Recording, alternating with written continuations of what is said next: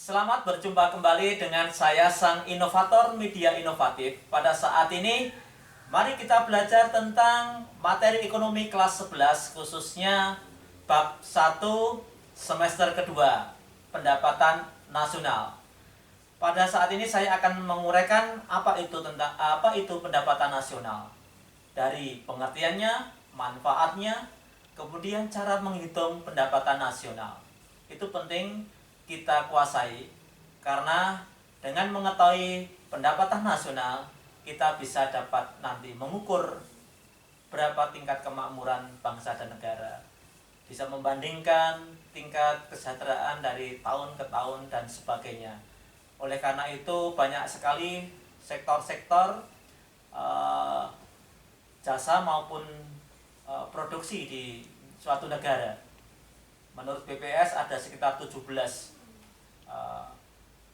bagian atau industri ataupun kegiatan-kegiatan masyarakat yang dikelompokkan untuk menghitung penghitungan pendapatan nasional.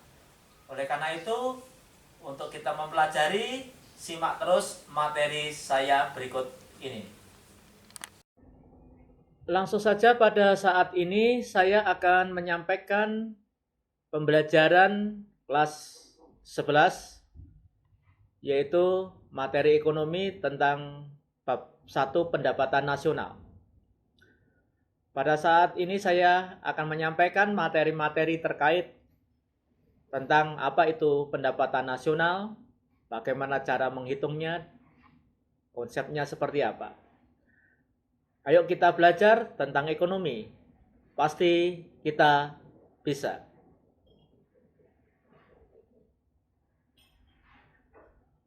Peta konsep yang kita pelajari pada saat ini yaitu tentang pendapatan nasional. Ada 6 bagian yang perlu kita pelajari bersama. Yang pertama adalah pengertian, manfaat, konsep, pendekatan penghitungan, pendekatan per kapita, dan distribusi pendapatan. Adapun konsep tentang pendapatan nasional itu meliputi GDP atau PDB, GNP atau PNB, NNP, NNI, PI, dan DI. Sedangkan pendekatan penghitungan pendapatan nasional akan kita pelajari tentang pendekatan produksi, pendekatan pendapatan, dan pendekatan pengeluaran.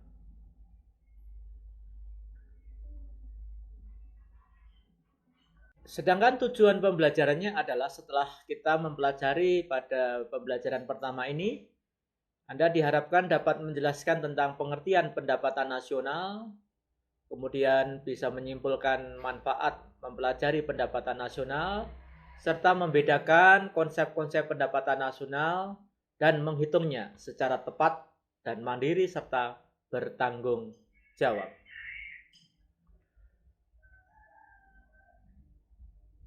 Selanjutnya yaitu kita akan belajar tentang pengertian pendapatan nasional. Maaf, ini salah ketik. Ini pengertian pendapatan nasional.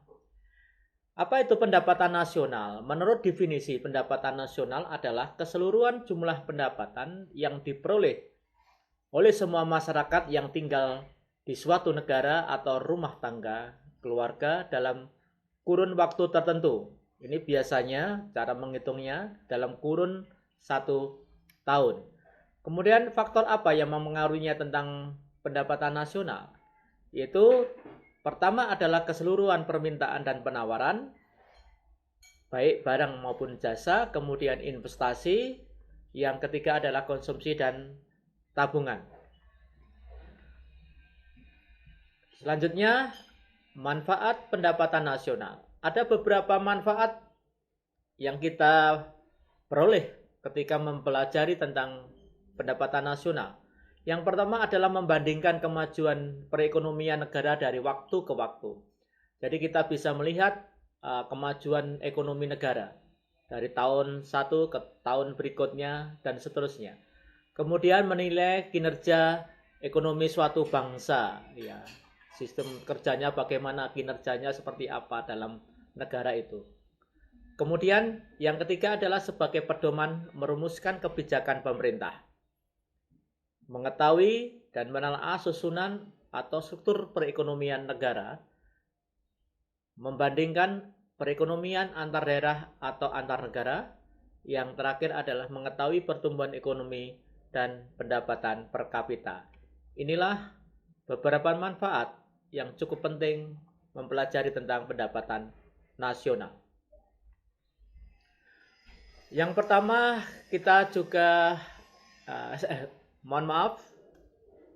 Selanjutnya kita akan belajar tentang konsep-konsep ataupun komponen pendapatan nasional. Ada beberapa. Yang pertama adalah PDB atau GDP. PDB itu singkatannya adalah Produk Domestic Bruto atau Gross Domestic Product, yaitu menghitung nilai barang dan atau jasa suatu negara yang dihasilkan faktor-faktor produksi milik warga negara atau warga asing yang tinggal di negara tersebut. Penduduk suatu negara yang berada di luar negeri tidak turut diperhitungkan. Ya, oke, ini konsepnya, tolong diperhatikan. Kemudian yang kedua adalah PNB. Ya, PNB adalah Produk Nasional Bruto atau GNP, Gross National Product, yaitu menjumlahkan nilai barang dan atau jasa yang dihasilkan faktor-faktor produksi milik warga negara yang tinggal di dalam negeri maupun yang berada di luar negeri, tidak termasuk orang asing yang tinggal di negara tersebut. Artinya apa? Produksi atau jasa yang dihasilkan orang asing yang tinggal di negara tersebut tidak diperhitungkan. Maka rumus menghitung PNB atau GNP adalah sebagai berikut. Bisa menggunakan sama saja ini ya. PNB atau GNP adalah PDB ditambah PVLN ya, produksi dari luar negeri, kemudian dikurangi produksi dari faktor-faktor dalam negeri. Atau PNB sama dengan GDP atau PDB dikurangi pendapatan neto terhadap luar negeri. Jadi pendapatan neto terhadap luar negeri itu diperoleh dari pendapatan dari faktor luar negeri dikurangi pendapatan faktor-faktor dari dalam negeri. Nah, kalau pendapatan lebih besar dari luar negeri, maka bisa menjadi min. Tetapi kalau pendapatan dalam negeri lebih besar, lebih tinggi dari luar negeri, maka ini akan menambah GDP. Kemudian yang ketiga adalah PNN atau NNP. NNP, Net National Product, adalah nilai pasar barang dan jasa yang dihasilkan dalam 1 tahun. Rumusnya adalah PNN sama dengan PNB dikurangi depresiasi atau penyusutan. Kemudian selanjutnya adalah konsep tentang NNI. Ya, NNI atau Net National Income, yaitu dapat dilihat dari dua sisi. Yang pertama, dari sisi pendapatan, yaitu pendapatan yang dihitung menurut jumlah balas jasa yang diterima oleh masyarakat sebagai pemilik faktor produksi. Kemudian yang kedua adalah sisi produksi, yaitu jumlah nilai bersih barang dan jasa yang dihasilkan oleh suatu negara. Jadi untuk menghitung NNI adalah PNN, Product Net ini NNN itu ini PNN ya, atau NNP, Net National Product, dikurangi pajak tidak langsung plus subsidi. Yang dimaksud pajak tidak langsung yaitu contohnya PPN, ya, kemudian PPNBM, ya, pajak pertambahan nilai atau pajak penjualan barang mewah. Kemudian PI atau personal income adalah seluruh pendapatan yang benar-benar diterima oleh masyarakat. Jenis pendapatan yang tidak termasuk dalam pendapatan nasional merupakan pendapatan pribadi. Jadi untuk menghitung PI adalah NNI, Net National Income, ditambah transfer payment, kemudian dikurangi laba ditahan, iuran asuransi, pajak perseroan, iuran jaminan sosial. Ini akan mengurangi dari NNI dan akan diketemukan yang namanya personal income. Kemudian selanjutnya adalah DI. DI adalah sebelumnya saya jelaskan dulu. Transfer payment, ya. Transfer payment itu adalah penerimaan-penerimaan yang bukan merupakan balas jasa pada tahun yang bersangkutan, melainkan diambil dari pendapatan tahun sebelumnya. Itu yang disebut transfer payment. Kemudian DE, disposable income. Ini pendapatan pribadi ini dikurangi oleh pajak yang harus dibayar oleh penerima pendapatan. Ya, nilai yang tersisa dinamakan pendapatan disposable atau pendapatan bebas. Maka rumusnya adalah DI, disposable income, sama dengan personal income dikurangi pajak langsung. Oke, kemudian pendapatan nasional harga berlaku dan harga konstan, yaitu nilai barang dan atau jasa yang dihasilkan suatu negara dalam satu tahun serta dinilai menurut harga yang berlaku pada tahun tersebut. Ini adalah konsep-konsep atau komponen menghitung pendapatan nasional beserta rumusnya. Contoh, ini contoh perhitungan pendapatan nasional. Ada yang model seperti ini dari atas. Ini biasanya dalam bentuk dalam satuan miliar, ya. Gross domestic produknya, produk yang dihasilkan masyarakat di dalam negeri, kemudian produk yang dihasilkan dari luar negeri, seperti itu disusun seperti ini: GDP, GNP, NNP, NNI atau NI mengurangi, ya, ini ditambahkan mengurangi NNI atau NI ketemuan, kemudian dihasilkan, kemudian ditambahkan transfer payment, pajak tidak langsung mengurangi, tabungan mengurangi, pengeluaran konsumsi perseorangan. Ini akan ketemu model seperti ini. Atau contoh model ini: PDB, ya, GNP, NNP dikurangi pajak tidak langsung, pendapatan nasional neto NNI ditambah transfer payment dikurangi ini laba ditahan, pajak perseroan, jaminan sosial, ya. Kemudian mengurangi, ketemu PI, dikurangi pajak langsung, ketemu DI, ya. Dikurangi tabungan, maka ketemu tingkat konsumsi seseorang. Ini contoh model begini. Nah, contoh soal. Diketahui data milik suatu negara sebagai berikut dalam rupiah.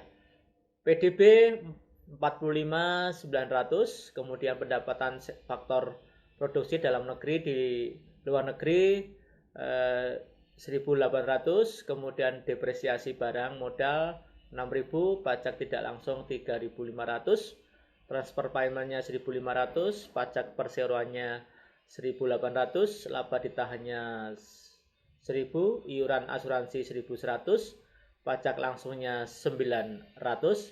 Berdasarkan data ini, coba kita dihitung berapa pendapatan disposable negara tersebut, ya. Berarti DI-nya, disposable income-nya.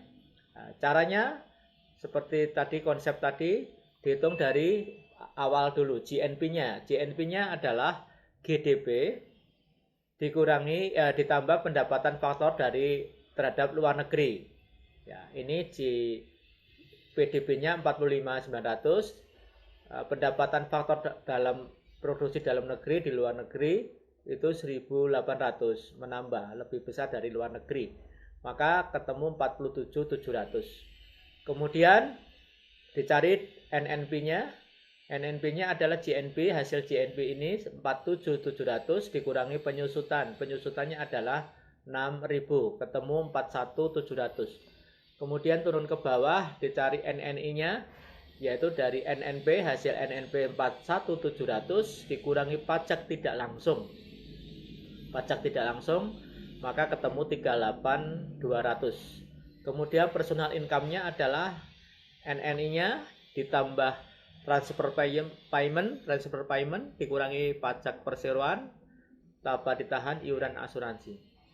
38.200, TP-nya adalah 1.500 dikurangi pajak perseroannya 1.800, kemudian laba ditahan 1.000, iuran asuransi 1.100, mengurangi NNI, maka ketemu 35.800. Kemudian DI, berapa disposable income-nya, yaitu PI, pajak personal income dikurangi pajak langsung. Pajak langsungnya 900, maka ketemu 34.900 DI-nya. 34 miliar 900. Oke, ini contoh mencari DI ya, dengan cara menghitung urutannya seperti konsep tadi, dari hitung GNP-nya, NNP-nya, NNI, PI, DI. Kita lanjutkan. Nah, sekarang kita akan belajar tentang metode penghitungan pendapatan nasional. Ada 3 pendekatan. Yang pertama adalah pendekatan produksi, kedua pendekatan pendapatan, ketiga adalah pendekatan pengeluaran. Apa yang dimaksud pendekatan produksi? Yaitu dengan menjumlahkan nilai produksi tiap-tiap sektor ekonomi atau dengan menjumlahkan secara keseluruhan nilai tambah atau value added dari semua kegiatan ekonomi yang dihasilkan perusahaan. Maka rumusnya adalah Y Q1 kali P1 ditambah Q quantity ya. Q itu quantity, P itu price. Jadi jumlah barang kali harganya ditambah jumlah barang kedua ditambah harganya berapa terus sampai QN PN. Kemudian yang kedua adalah pendekatan pengeluaran. Apa itu?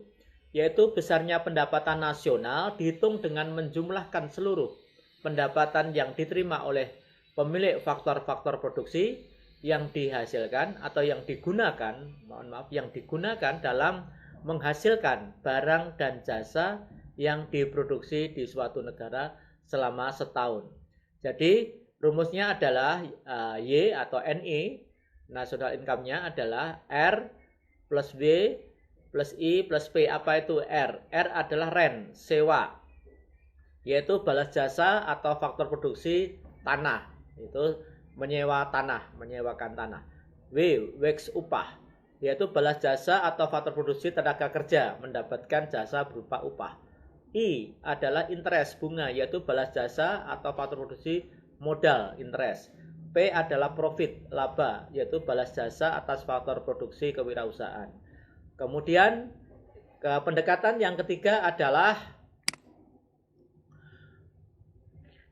pendekatan dengan cara menjumlahkan seluruh pengeluaran yang dilakukan oleh para penerima pendapatan seperti rumah tangga, konsumen, rumah tangga, produsen, rumah tangga, negara, dan masyarakat luar negeri.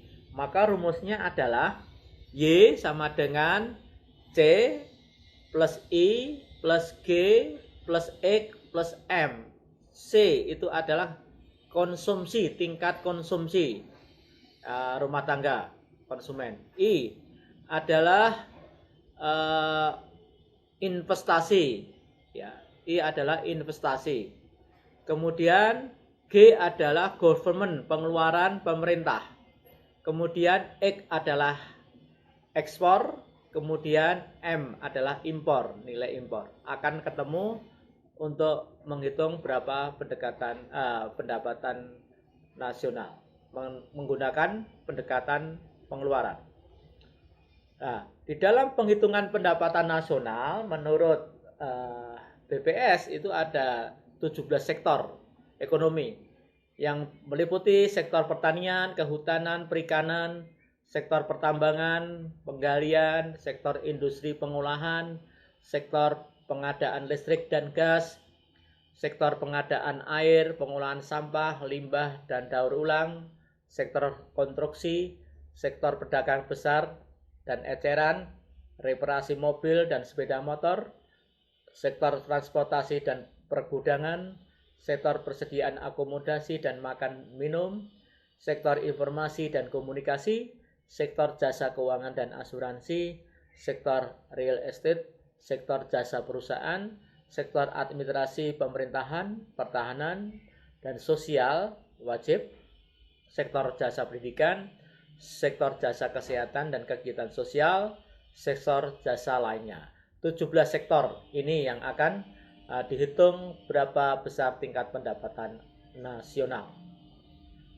Untuk menghindari penghitungan ganda dalam menghitung PDB dengan metode produksi yang dijumlahkan adalah nilai tambah tiap-tiap sektor. Nilai tambah adalah sumbangan perusahaan terhadap produksi nasional. Penghitungan nilai tambah adalah biaya atau harga bahan baku output dikurangkan dari harga produk perusahaan atau input. Semisal jenis kegiatan, misalnya kita mengambil singkong dan dari singkong dibuat tepung, dibuat kue akhirnya. Nilai produksinya berapa? Misalkan mengambil singkong saja 120, dibuat tepung jadi 350, membuat kue menjadi 680. Jadi berapa nilai tambah yang diperoleh dari singkong ke tepung? Singkong 120, selisihnya ini 350 dikurangi 120, maka ketemu 230. Nah, ini disebut nilai tambah membuat tepung, dari singkong menjadi tepung. Dari tepung menjadi kue, 680 dikurangi 350, maka menjadi 330. Inilah nilai tambah ketika singkong itu dibuat menjadi kue. Dari perhitungan di atas, besar sumbangan bagi pendapatan nasional adalah jumlah keseluruhan ini, nilai tambah. Maka nilai tambah produksi kue adalah sebesar Rp680.000 atau harga akhir dari produk dari singkong itu adalah Rp680.000. Ini yang disebut dengan nilai tambah. Kemudian contoh. Diketahui data sebagai berikut. Sewa tanah Rp30, upah dalam miliar ini ya, 250.000, bunga modal 50.000, laba usaha. Hitunglah pendapatan nasional dengan pendekatan penerimaan atau pendapatan. Yaitu rumusnya Y sama dengan E, Y sama dengan R plus W. Ya, saya ulangi. Y sama dengan R plus W plus I plus P. R-nya berapa? Sewa tanahnya 30.000. W-nya, upahnya 250. Kemudian bunga modalnya 50. Laba usaha 40. Maka ketemu pendapatan nasionalnya 370.000 ini dalam miliar. Dalam miliar. Ini contoh pendekatan pengeluaran. Contoh ini berikut. Untuk menghitung besar pendapatan, pendekatan pengeluaran. Pengeluaran konsumen, ini ada tingkat investasi, pengeluaran pemerintah, nilai ekspor, nilai impor. C, I plus G plus X min E. Konsumsi, investasi, government, pengeluaran pemerintah. Ini dihitung semua selisihnya dari ekspor impor berapa. Kalau lebih besar ekspor, maka menambah. Kalau lebih besar impor, maka akan mengurangi. Ketemulah pendapatan nasional sebesar Rp460.450. Kemudian selanjutnya, Pendapatan per kapita. Apa yang dimaksud pendapatan per kapita? Adalah tingkat rata-rata pendapatan penduduk suatu negara pada periode tertentu dengan jumlah penduduk di negara tersebut. Bagaimana menghitung pendapatan per kapita? Pendapatan per kapita itu biasanya jumlah GNP dikurangi jumlah penduduk. Atau pendapatan per kapita PDB sama dengan pendapatan domestik bruto PDB dikurangi jumlah penduduk. Atau pendapatan per kapita PDB jumlah pendapatan nasional bruto PNB dibagi jumlah penduduk. Tingkat pendapatan per kapita menurut Bank Dunia. Ada kategori sebagai berikut. Ada 4 level tentang pendapatan per kapita menurut Bank Dunia. Low income economic, yaitu pendapatan tingkat negara itu tingkatnya rendah, maka kurang dari 1035 US dollar. Kalau lower middle, tingkat menengah, pendapatan tingkat menengah bawah, yaitu antara 1036 sampai dengan 4045 US dollar. Kalau upper middle income economic, pendapatannya menengah atas, maka 4046 US dollar sampai 12535 US dollar. Kalau high income economic, tingkat pendapatnya tinggi, maka di atas 12535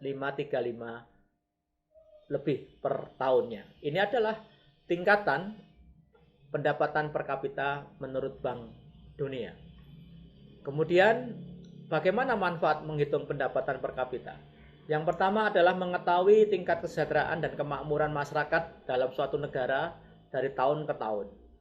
Untuk yang kedua, mengetahui tingkat produktivitas suatu negara. Yang ketiga adalah pedoman mengambil kebijakan dalam bidang ekonomi.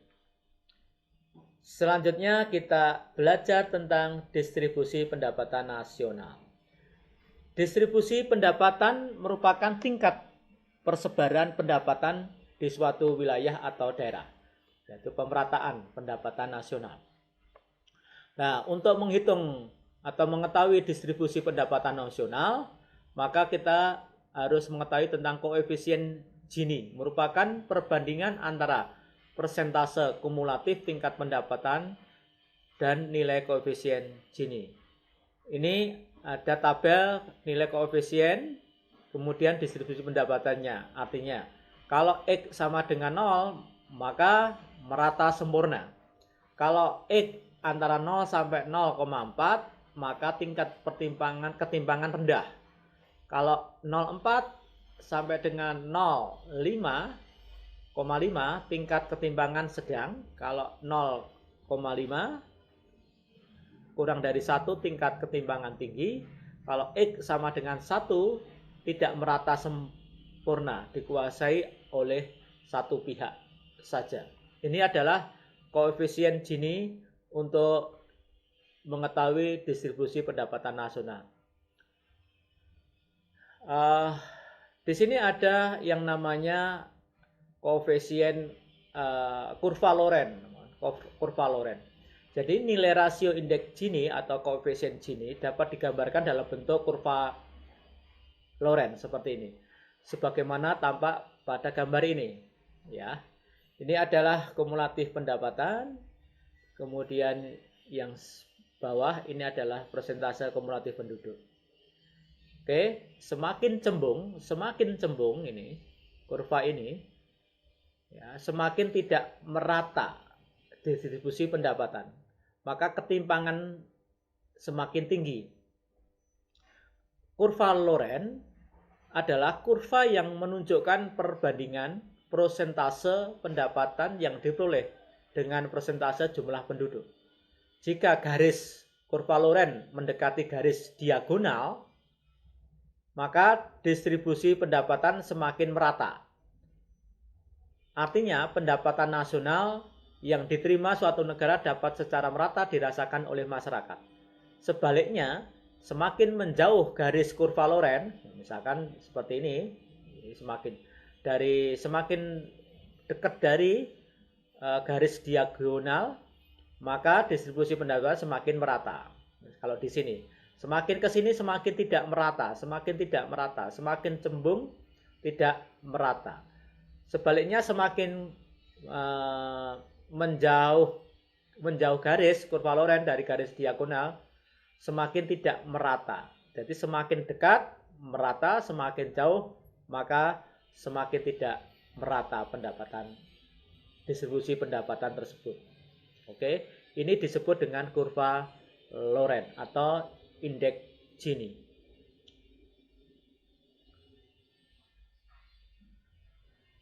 Menurut kriteria Bank Dunia tentang ketimpangan atau distribusi pendapatan, sebanyak 40% penduduk termiskin menikmati itu kurang 12% pendapatan nasional, ketimpangan dianggap tinggi. Sebanyak 40% penduduk termiskin menikmati 12-17% pendapatan nasional, ketimpangan dianggap sedang. Sebanyak 40% penduduk termiskin menikmati kurang 17% pendapatan nasional, ketimpangan dianggap rendah. Inilah tingkat ketimpangan menurut kriteria Bank Dunia. Kemudian mengukur tingkat kemiskinan, kita menggunakan kebutuhan fisik minimum KFM, kemiskinan absolut menggunakan tingkat konsumsi dalam takaran ekuivalen. Ketiga, ambang kemiskinan menurut Bank Dunia tentang pemenuhan kebutuhan fisik adalah 2100 kalori sehari yang dinyatakan dalam uang. Kemudian menurut BPS menggunakan tolak ukur Bank Dunia, rata-rata pengeluaran per kapita penduduk dalam memenuhi adalah 2100 kalori per hari. Ini adalah mengukur tingkat kemiskinan dalam negara tersebut. Oke. Demikian anak-anak, kita telah belajar tentang bab 1 pendapatan nasional. Nanti kita lanjutkan ke bab 2 untuk video selanjutnya. Oleh karena itu, mari kita belajar dengan penuh semangat. Kita belajar dengan tekun, banyak berlatih, membaca buku-buku referensi, sehingga kita semakin paham tentang bagaimana menghitung pendapatan nasional. Oke, perlu saya garis bawahi bahwa untuk menghitung